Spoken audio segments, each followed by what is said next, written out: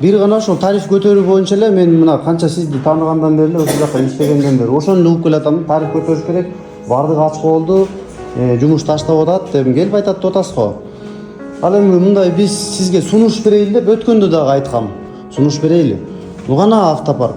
Биз келишимдер көрүшүбүз керек. GPS-тер менен бардыгын отслеживать этиш керек. Мен бир эле техникага подход кылып атам да. Андан башка оптимизацияны айткан жокмун, жайыт жөнүндө айткан жокмун. Просто иштей албайсыз сизчи. Автоаппаратты качан кылып бересиз мага?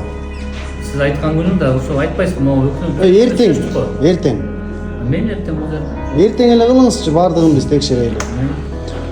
Болот Дыйканович мынакей, бунун жетекчиси катарычы, сиз мэр болуп жаңы келгендечи, кыска эле жооп берсеңиз, Марс Турарбековичтин машинасын алып туруп авария кылып алган дейт. Ушу канчалык деңгээлде чындык?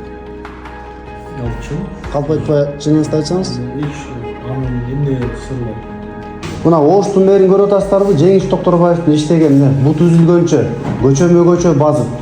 Урматтуу мэр мырза, айтыңызчы мына Марс Турарбековичтин жумушуна өзүңүз канааттандырарлык деген баа бере аласызбы?